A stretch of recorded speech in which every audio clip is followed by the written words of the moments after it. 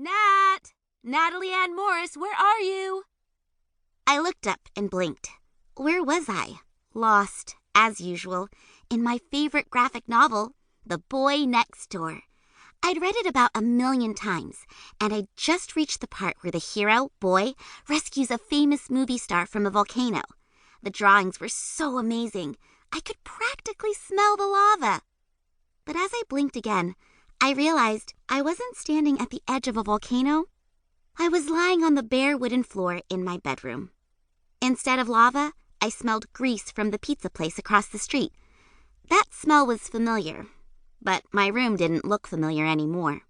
My bed, the battered old overstuffed bookcase, and the vintage steamer trunk where I kept my art supplies was gone. So was the drafting table Mom had helped me build out of scrap lumber we found on the curb in front of the Korean market. The room should have looked bigger when empty, but it seemed even tinier than before. My friend Johari always joked that my room was the size of her closet, but I didn't mind. It was cozy, and all mine. Well, actually, not anymore. I sighed and slowly stood up. The only thing left in the room was my Army surplus backpack with its cool nerdy pins and a ratty Philadelphia Eagles bumper sticker covering a rip in the side. I shoved the Boy Next Door into the bag, then glanced around one last time. "Bye, room," I said. My voice echoed off the empty floor and walls. "Nat!" My mom's voice drifted up again from the street 3 stories below the apartment. "Get down here!" I stuck my head out the window. A crowd was gathered on and around the stoop, spilling onto the street and blocking traffic. "Coming!" I hollered back. Soon I was down there being swarmed by a bunch of neighbors cooing about how much they'd miss me and Mom. Ms. Battaglia shoved a paper bag of homemade cookies into my hand, while Mr. Kim tucked a few dollars into my backpack before I could stop him. "We'll miss you, Katyonak," Mrs. Orlov said, enveloping me in a garlic and dill-scented hug that made me flash back to all the times I'd hung out in her apartment, watching her cook when Mom had late classes at the university. "Me too," I said. "I can't believe we're really doing this." I glanced at her car, double-parked nearby with the rented trailer hooked to the back. Inside were all of our worldly possessions, minus some furniture we'd donated to the rescue mission. My mother was busy trying to shove in one more box. Then, my best friends, Johari and Blue, pushed past the grown-ups. Blue grabbed me and kissed me on both cheeks. That was her thing lately, ever since she saw someone do it in an old movie.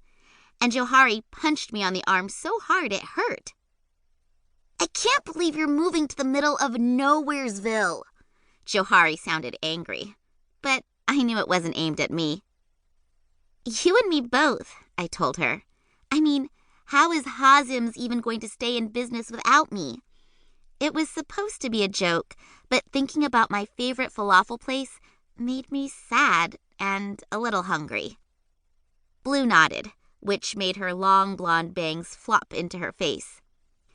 "They probably don't even have falafel way out there," she said. "We'll have to FedEx it to you or something." "Forget falafel."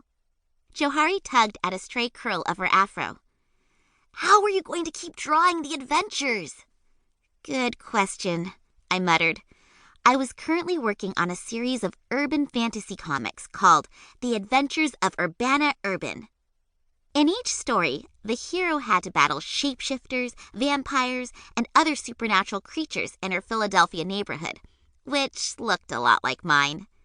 Okay, there were no ghouls or goblins threatening mayhem on my block, but the rest was the same. Row houses and apartment buildings, the pizza place, a laundromat, Ms. Battaglia's law office, and various other businesses all jumbled together. Colorful graffiti decorated brick and stone walls, funky music and smells drifted through the air, and people of all shapes, sizes, and colors were everywhere, all the time, ready to become the next hero, villain, or victim in Urbana's adventures. Where was I supposed to find inspiration now? Staring at a bunch of trees and birds?